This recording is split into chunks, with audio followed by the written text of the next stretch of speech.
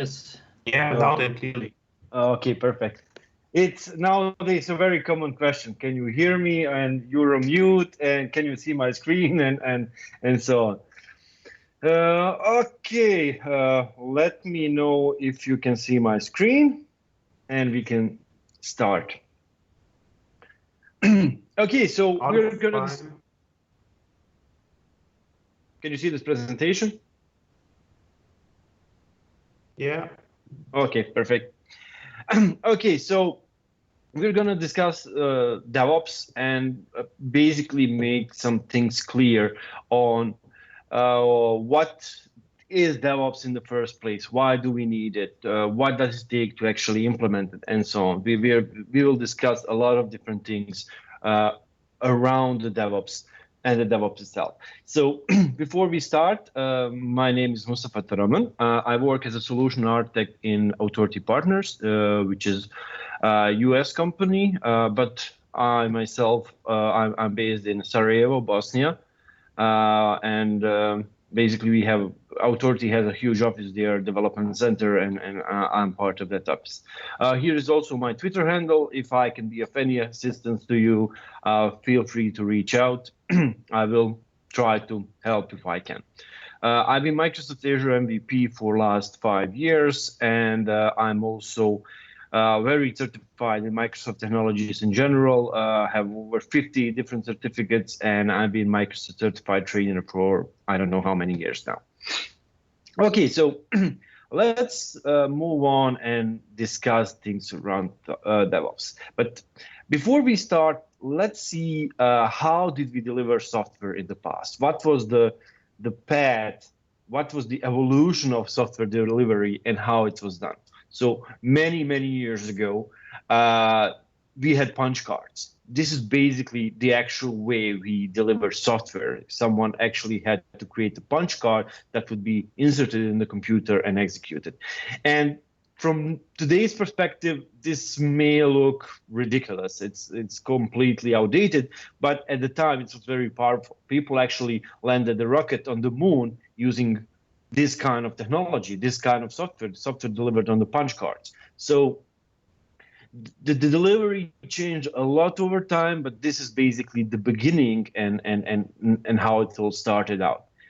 Afterwards, we got floppy disks. There were different formats and stuff, not much difference in size. Basically, the biggest one was 1.4 megabytes. And from, again, today's perspective, this may look ridiculous, but what can we do with like 1.4 megabytes of space? It's like most of the documents nowadays are bigger in size than this. But back in the days, like in the 70s or 80s, where this was the main way of delivering software, we could have multiple software installations on the single disks. There was a very popular tweet a couple of years back when a guy showed the actual disk to his daughter, and she said, "Oh, it's a 3D printed save icon." It's something we adopted, and we don't even question it. Like basically any software uses a disk as a save icon nowadays. But this is the background behind it, and this was actually the way we saved software, how we managed everything. And this is another way of delivering software. This is the computer magazine back from the 80s from my home country, but basically everyone had them. And after a while, they started including discs in there with the magazine. But way before that became available or actually like affordable, the way a computer magazines delivered software was they printed it out. So when you get a computer magazine, you would have to sit behind your computer, type the code in, compile it, and then run it. So basically, it was another way actually of delivering software. After all of this, we got optical media from like CDs, DVDs, Blu-rays. This expanded the capacity of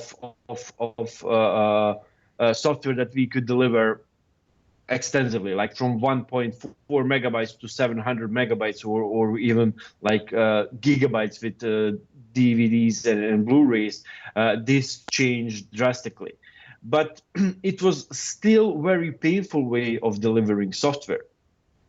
What created a big change in software industry and software delivery was internet. Before everything, each of these, like we actually had to distribute physical copies of our software. Was it a floppy disk? Was it a optical media? We actually had to send our customers or bring it over ourselves. We actually had to deliver media to install the software. With web, it became much easier because everything was one click away. Everything was available on download, and we could deliver software much easier and much faster. What also was big help with the web is how we could deliver updates. Because before this, and I'm in this industry for that long, to actually deliver update to a customer again, we would have to send the media for them to install. Many times they didn't have technical staff, so often I had to sit in my car, drive over there, install that update, and then get back. So basically, web created a huge change in the software industry and how we do things. It changed drastically. It enabled us to deliver our software globally, because most of the times when we delivered it on the physical media, we had some geographical restriction, country restriction, and so on. So the one of the big, like a major game changer was definitely web. Another thing that created a huge impact on software industry is definitely cloud computing. So I'm not going to get into this too much. Like you probably all seen this slide a million times in the last couple of years, where we compare different cloud computing options with infrastructure as a service, platform as a service, and software as a service. Basically, they are different in terms of how much control and what can we do in the cloud and so on. But basically, the biggest changer for software industry, definitely cloud was. It enabled us, in cloud in total was a big changer, because it gave us a lot of options from perspective of software development. But software as a service is another big game changer on how we actually deliver software today. It went from packaged software to selling out a service.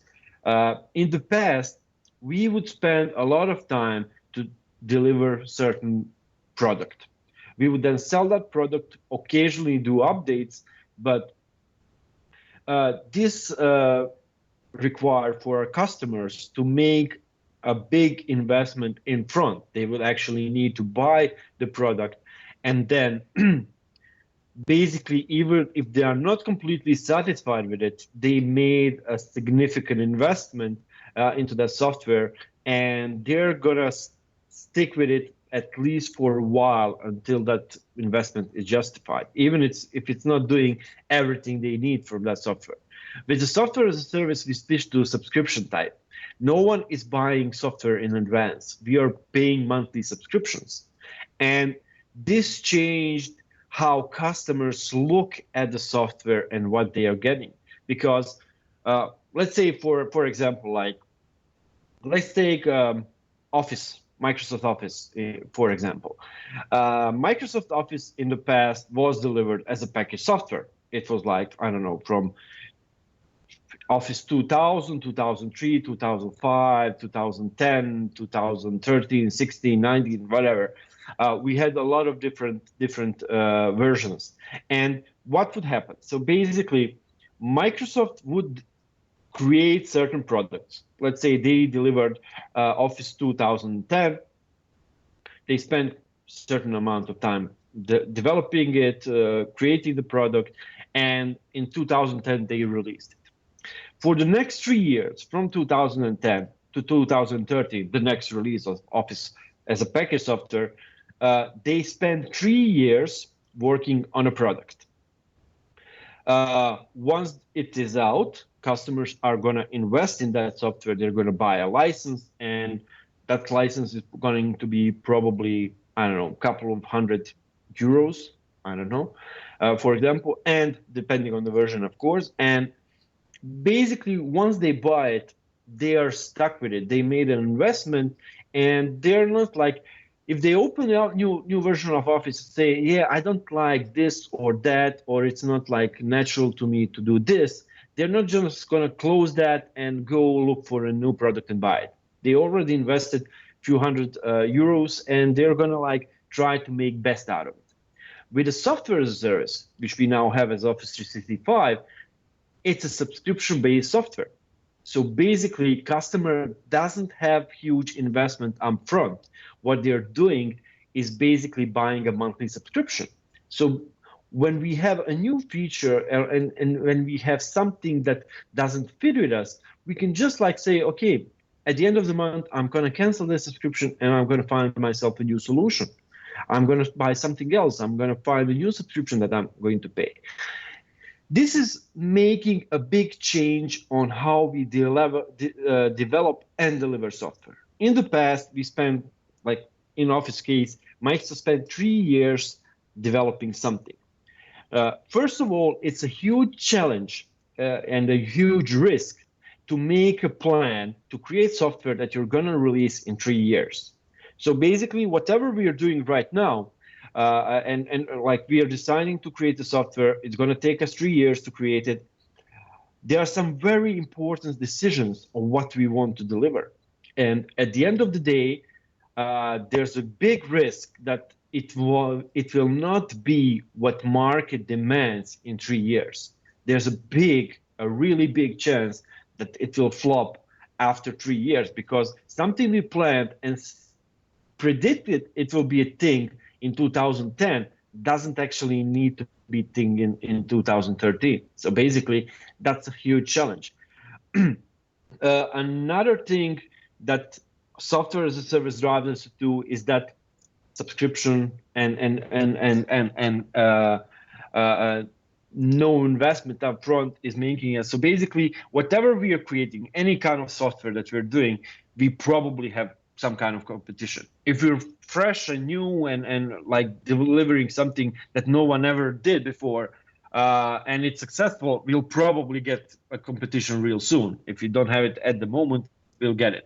But software as a service approach pushes us to look what everyone else is doing. What are the trends? What our competition is offering? So basically, if we're creating software and on Monday morning we see that our competition has a great new feature that we don't have, we need to push and deliver that feature as soon as possible.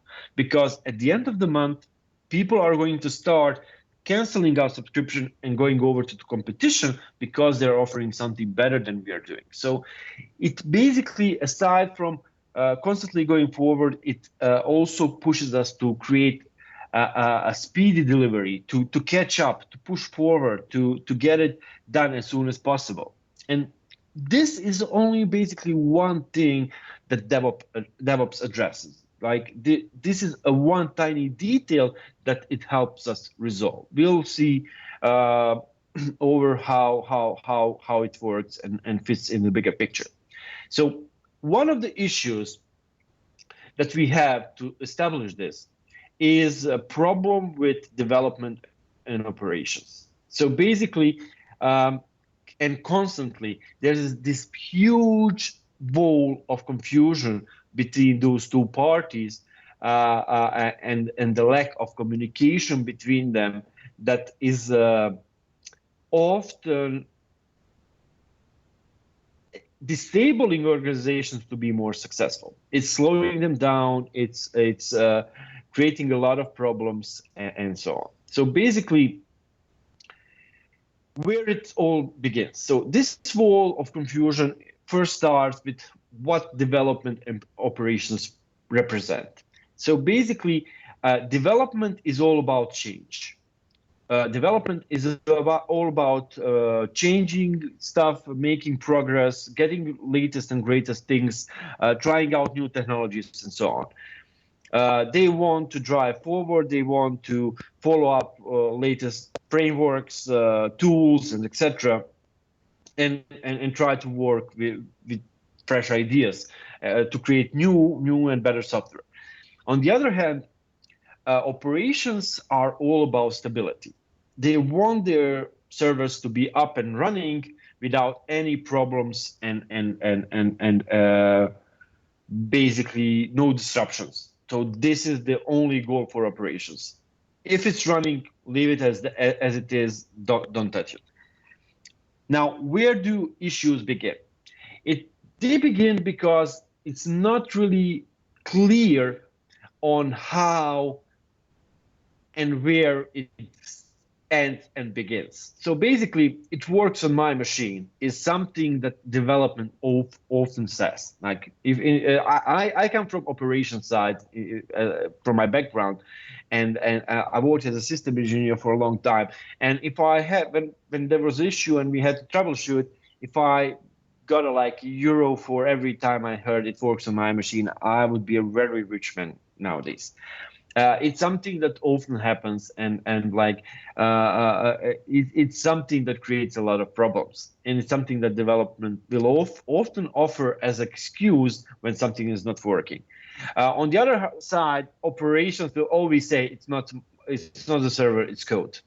It's like 100 out of 100 every single time. If you ask the operations guy, what is the problem with the application? Why can we access it? It's never the server, it's always the code.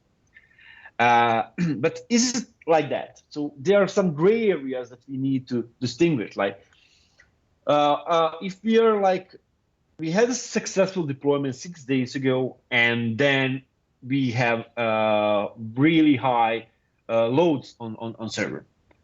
Who should resolve this issue? Who needs to look at it and look into it and try to figure out what's happening? DevOps. So basically, the answer depends on who you're asking. If you're asking developer, it's going to be ops. If you're asking of ops, it's going to be dev every single time. So basically, when you say, okay, we are having problem, 6 days ago we had a deployment, now it's experiencing high load. If you ask the developer, what is it? It's server. It was like deployment was 6 days ago. We didn't have any kind of issues like 6 days ago. And now it's experiencing issues. Like if it was a code, it would turn up immediately. It's something operations did. If you ask operations who is responsible in this case, they will say, my server was perfectly running for years without any issues. Now you deployed something 6 days ago and it's creating trouble. So in this situation, they're going to just blame each other. Now let's go further. Like in a situation where we have a software is deployed in test environment and we cannot log into application to try out stuff and so on, who should resolve this issue? Is it dev or ops? Again, same situation. If you ask development, it's going to be operation. If you ask ops, it's always going to be dev. Or we have a situation with build server. The code doesn't build. Who needs to resolve it? Like if you ask dev, it's problem with the build server. My code was building locally fine. Now on the server, it's not building. It's something with the build server. On the other side, if you ask operation, they'll say it's something with the code. That build server is working perfectly fine. And what do we have in this situation? We're basically having a blame game where they are just throwing the ball to each other over that ball of confusion and just not resolving the issue. They are just playing the blame game and nothing is getting done actually. So what are the problems? So there is no formal handover between two teams. Like dev and ops work as a separate structures. Like there many times I've seen that dev and ops are like completely two different organizations inside the same organization. So basically they're working completely different. There's no formalized handover. Like development never knows what is the production environment, what is the setup, how production environment is configured, and so on, so on. On the other side, operations rarely know what are the development requirements, what tools they are using, what frameworks, what technologies, and so on, so on. So this, in the instance, creates a lot of problems when, like, developers create the product, they finish it up, and they just throw it over that wall of confusion to the operations side that needs to deploy it to production server and then maintain it for future to come. They have no idea what's in there, how to support it, what is done. On the other side, development doesn't actually have a sneak peek into that production environment, doesn't really know what is going on there. It's operation territory and no one is allowed there. So that handover is definitely one of the first problems. So operation is facing always problem with the production, not knowing properly to troubleshoot that application, usually not having really good documentation on an application, and so on. I already mentioned they're working as a silos, totally isolated. They're part of the same organization, but they behave that they are completely separate organizations inside, and it's always us and them. It's always we and they. It's never like a company together. It's always dev versus ops, ops versus dev. We already mentioned development is all about new things. Operations is all about it works. They use completely different tools.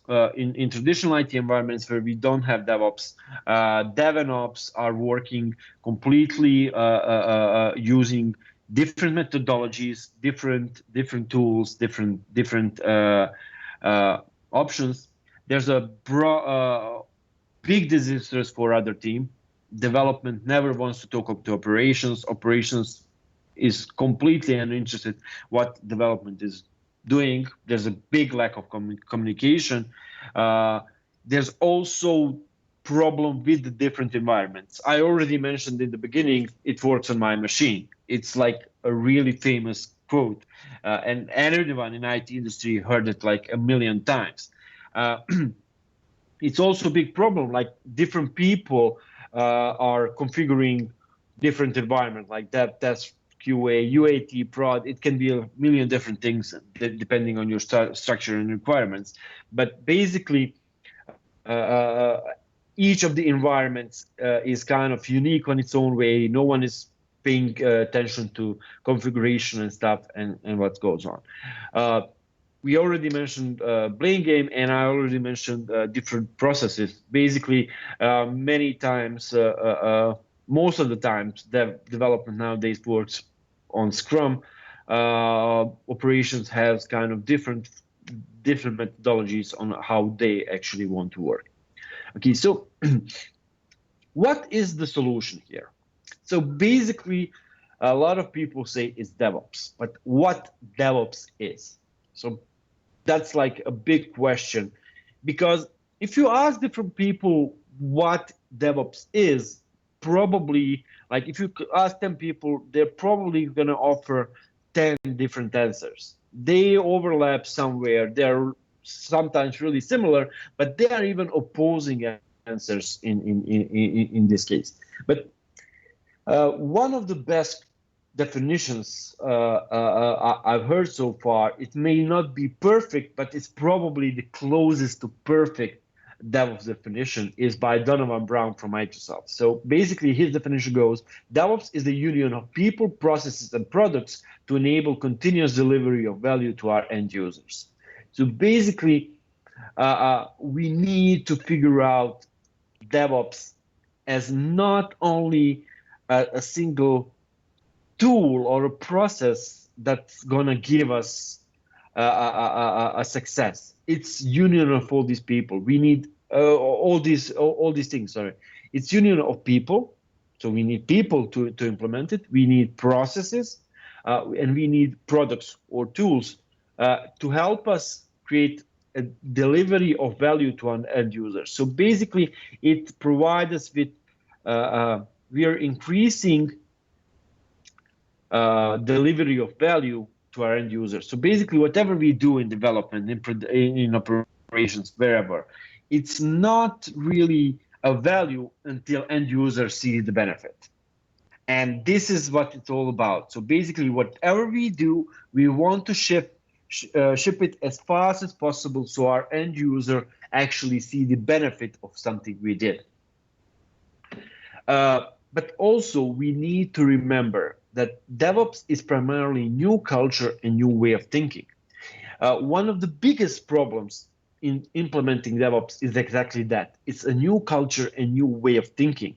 It's not easy to go from traditional IT environments to actually implementing DevOps. It's a long road, and it takes a lot of time and a lot of small steps to actually go there. Also, very important part of DevOps is automation. Automation is basically everything in there. Why? Because we want to eliminate human error. Many times before DevOps became a thing, when people did deployments and they did it like manually without the automation, and especially if we have kind of different environments and stuff, like 9 out of 10 times there will be issue that was because someone forgot something. Someone forgot to do a single step, or someone copy pasted something in wrong folder, or like connection string was from another environment, and so on. So many times, especially during builds and deployments, issues were created because of the human error. And this is what we want to eliminate in our process, is that we want to automate everything that is possible. We cannot automate all the steps, but like we want to use everything that's possible. Automate each available step. That's the one of the key points.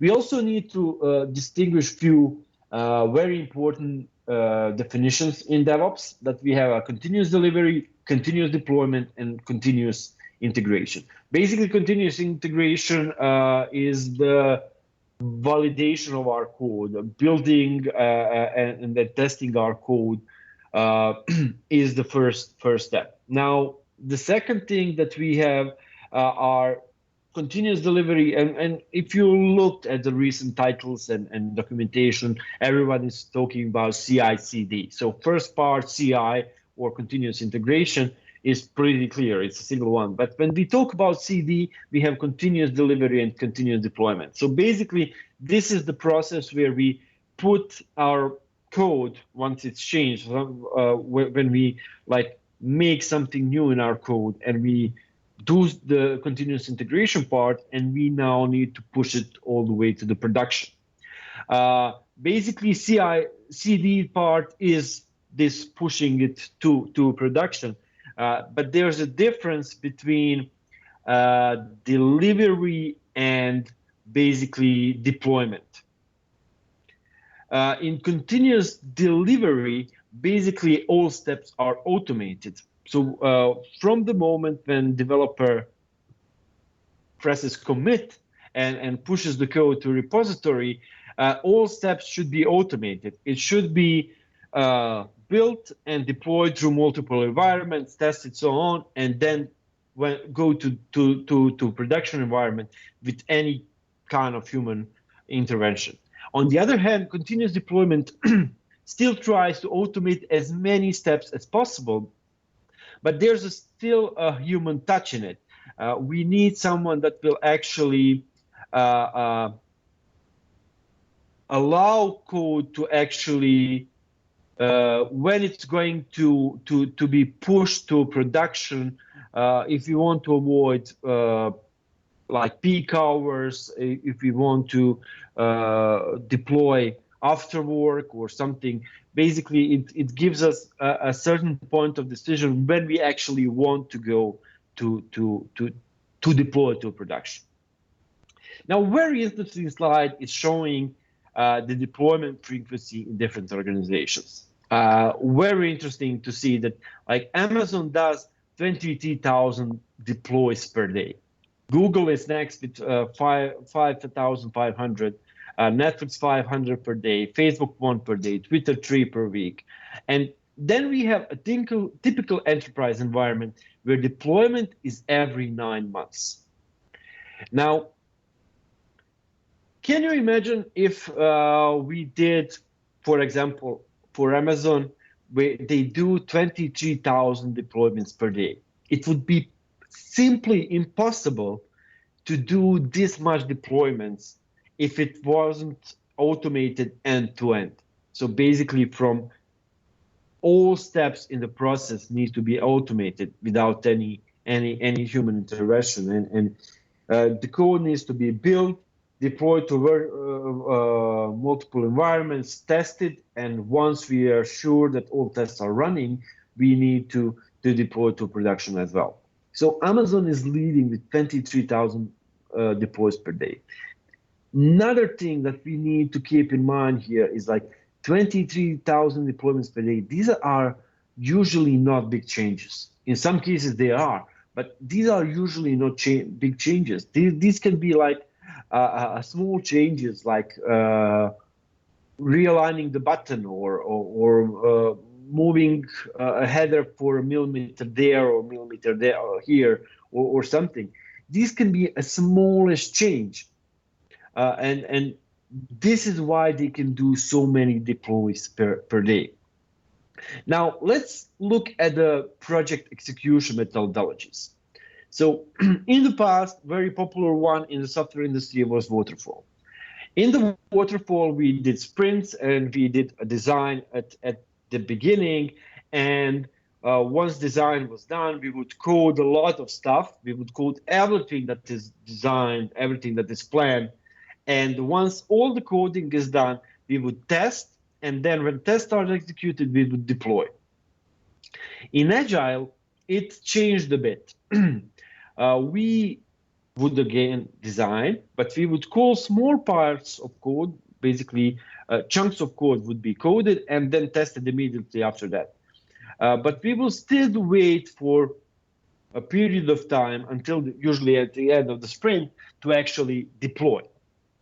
Now, DevOps changed this in a way where any code change that is tested can immediately be deployed to production environment. So basically, any kind of change, anything that we do, any kind of change that can be observed as a separate task, when it's coded, we're going to test it immediately and then deploy it to production. So basically, what I was telling you when I mentioned Amazon, these can be small changes, but these can be something that will help your customers. So basically, we are not waiting for 2 weeks, 3 weeks, 5 weeks, month, 2 months, 3 months, whatever your decision for the deployment is. We don't wait for a period of time to actually provide change to our end users. We're doing it immediately after we are sure it's working. So basically, everything that we do, we test immediately, and after it's tested, it's going directly to production. So basically, any change, any improvement that we're doing is immediately visible to our customers. They can immediately see the benefit of it. Also, we need to keep that DevOps is a never-ending cycle. So basically, it has a couple of stages. And at the beginning, we always do planning. We decide what we're going to do for the next period of time. Once we created a plan, we are going to develop and test. After testing is done, we do the release. So basically, every functionality, as soon as it's tested, it's going to be in the production. And once it's in the production, we're going to monitor and learn what is going on. Basically, production environment can provide us with a lot of information, not just what we did wrong and if this functionality is working. Monitoring in DevOps is more than just performance and availability of our application. In DevOps, there's a lot of focus on user telemetry, where we gather a lot of information about our application and seeing what is actually used, how it's used, and so on. So basically, we are very interested. If we develop a new feature, we want to track down if users are actually using that feature. If they're using it, are they coming back to it? If they tried it once, are they going back to that feature again and again and again?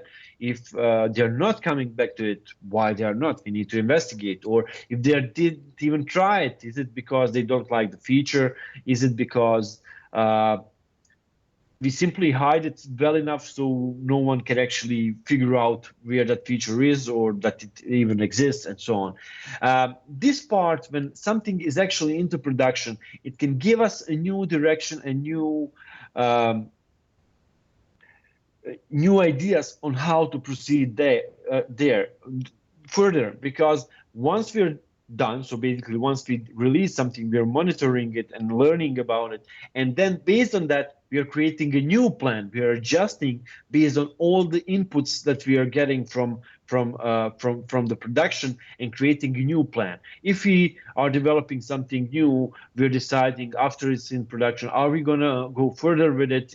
Are the users interested in it, or and so on. So it gives us a lot of points on how to proceed with our product and what we want to do in the future.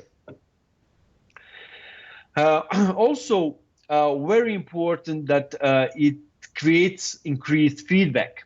So basically, in the DevOps, everything is basically on the feedback. We want to push it as fast as possible. So basically, anything that is done, as soon as the sooner it gets to customers, the sooner we can get a feedback on it. So basically, this is creating a faster learning experience for us, because once we push something to a customer, more faster we will get feedback on how that feature is doing, was it good, was it bad, and so on. So it's very important to increase feedback speed to get as much information as possible as soon as possible. Also, DevOps is a lot about experimentation and learning. So basically, we want to try something. We start, does it work? If it works, let's go. We learn something, let's go back and try something similar.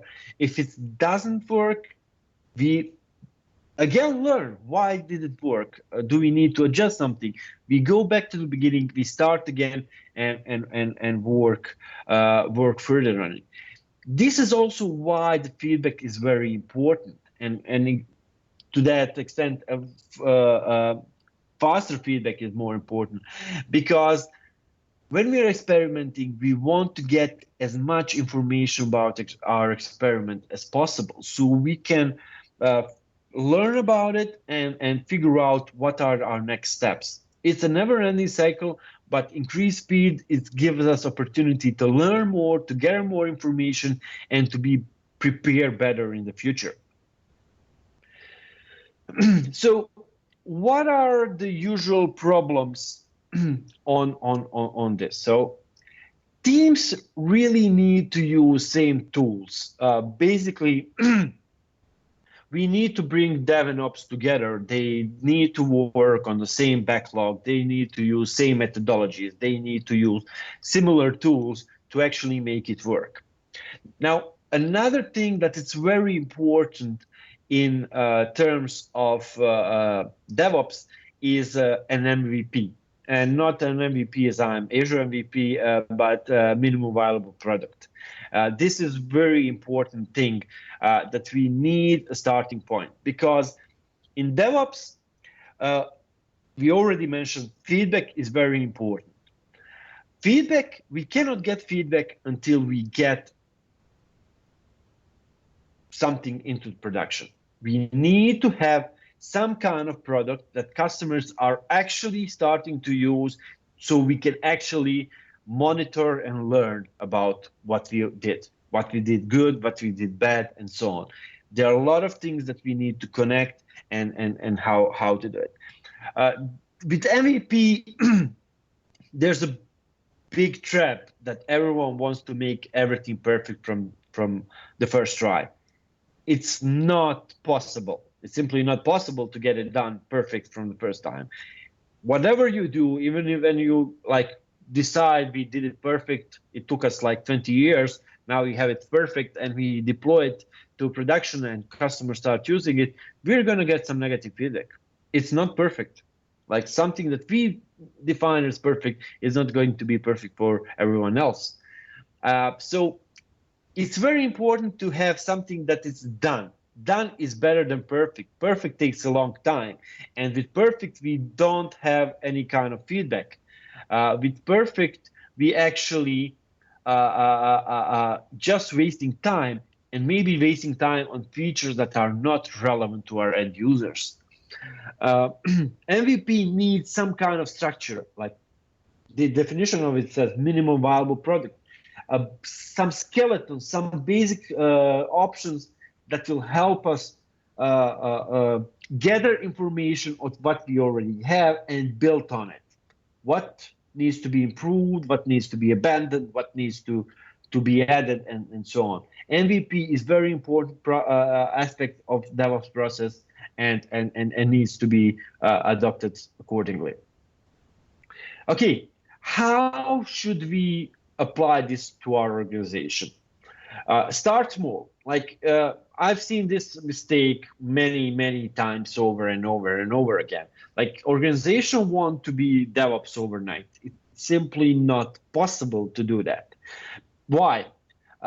It requires a cultural change. It requires from people to actually change, and to change a people, it's really hard. Another mistake is that management doesn't usually understand it, just want to implement it. It's a buzzword. Like everyone is saying DevOps nowadays, and everyone wants like management will go to this seminar or a conference and they will hear about DevOps and they will come back on Monday morning and say, okay, this week we're starting DevOps. It doesn't work like that.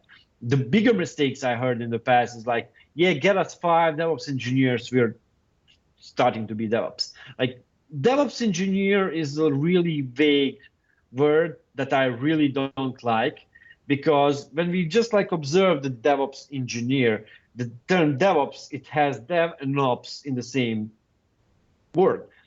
And basically it implies that someone is dev and ops at the same time, and that person knows everything about IT.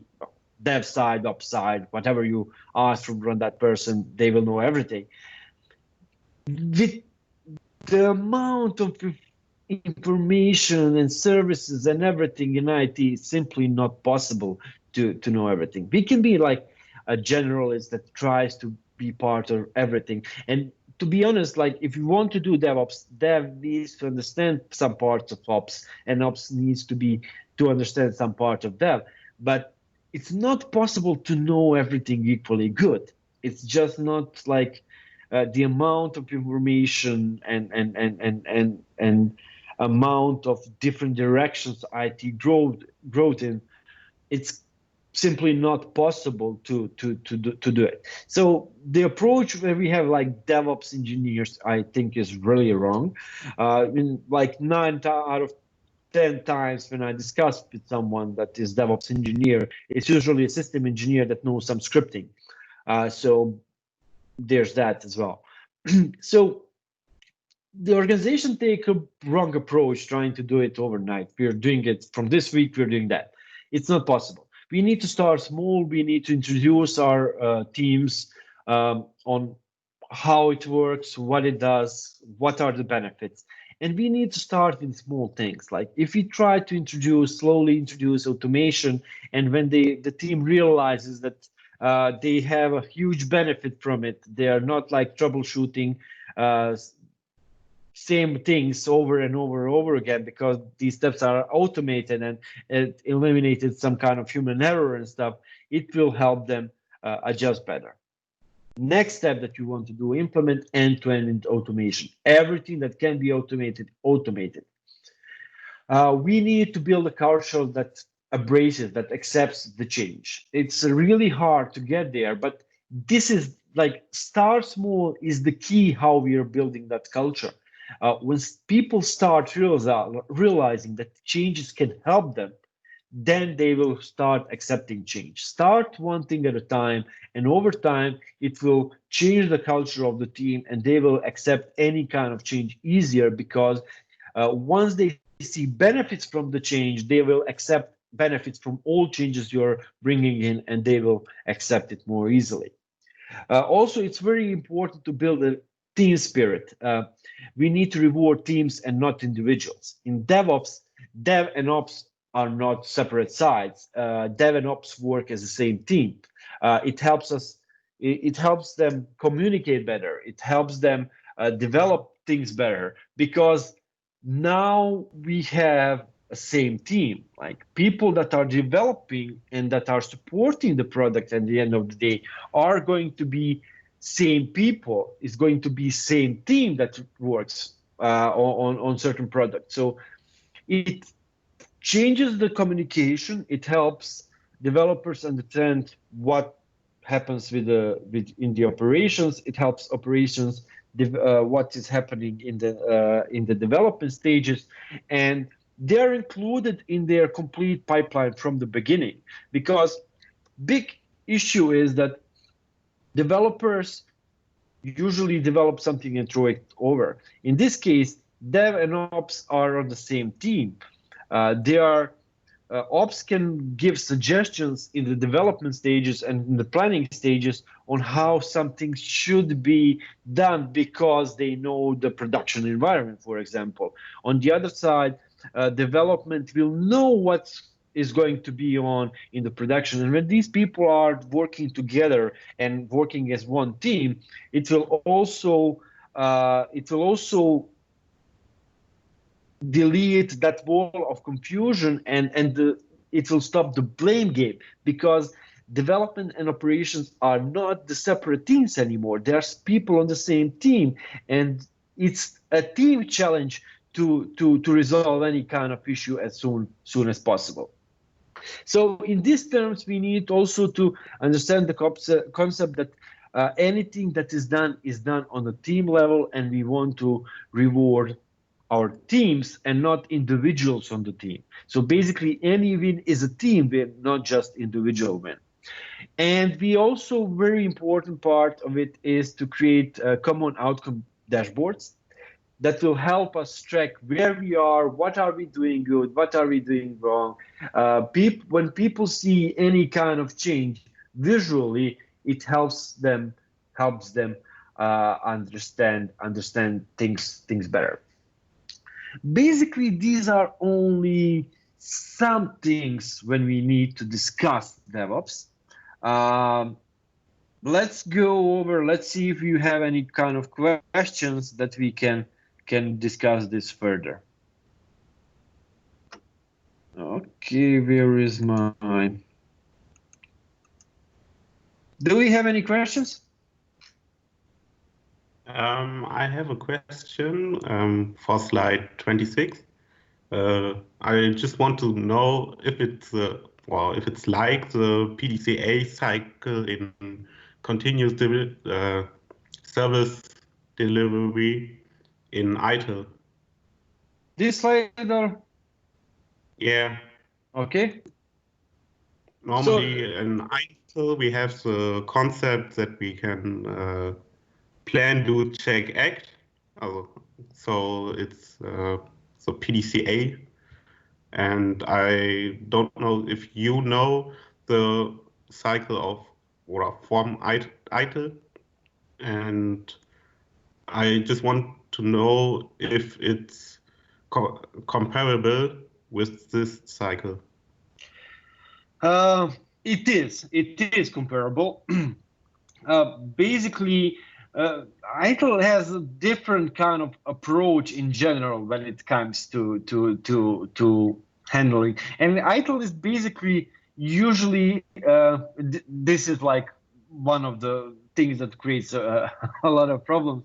But ITIL is usually how operations handle things.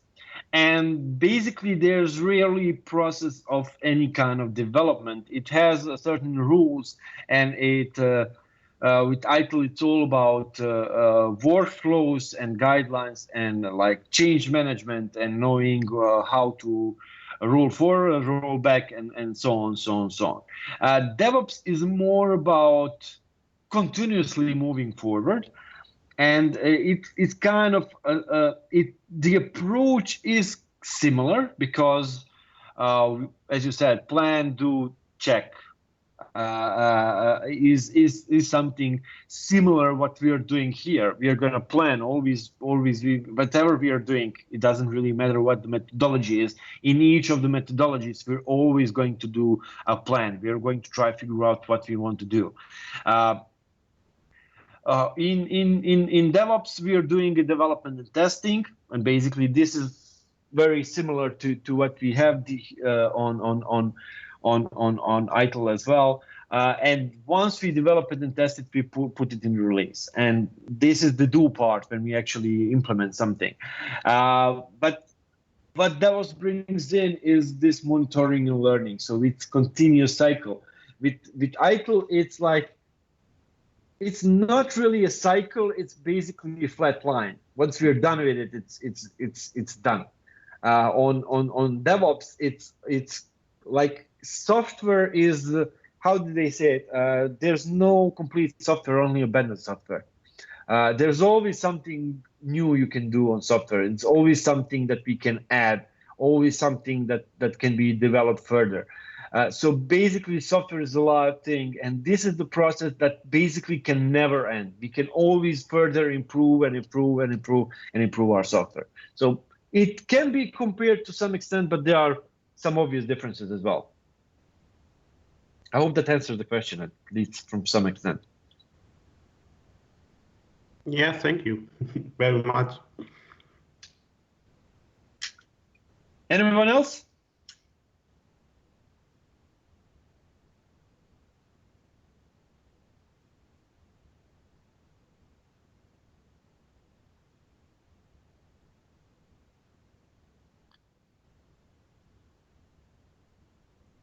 Okay, if you don't have any more questions, we can wait a couple of minutes more. That's not a problem.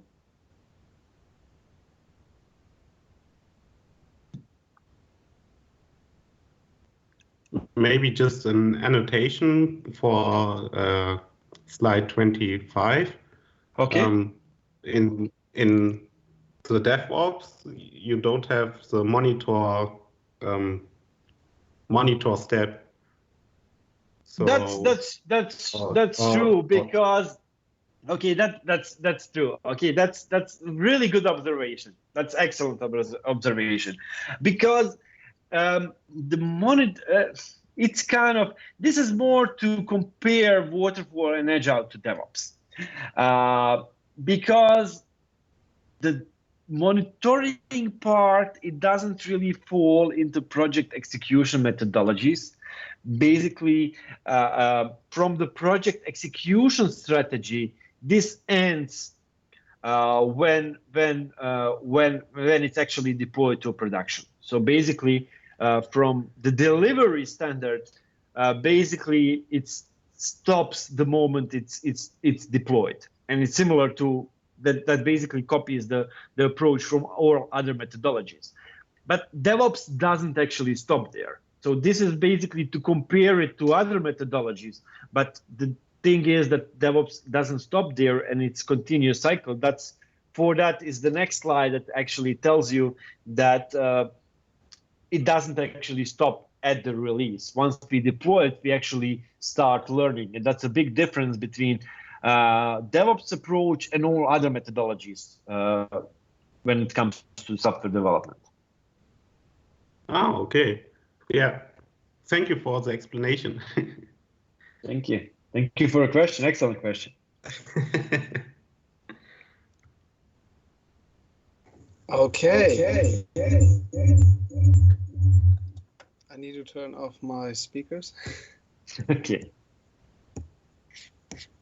So I think we're done. Thank you, Mustafa, for the talk. Thank you for having me. One more time, I will show the feedback and social media links on the stream on Twitch and YouTube. So everyone can leave some feedback. And I can tell you about the next session. Let me share my screen. So the next session is on August 20th. It's Sia Gassimi, and he talks about Excel spreadsheets. He will show us how to unleash the full power of Excel spreadsheets with Azure Serverless. As I said, it's the 20th of August, and it will be 6 p.m. as it's always the case. Okay. So I think we can end this session now. Thank you again, Mustafa, for your talk. It was a pleasure. Thank you for having me. And good evening to the audience.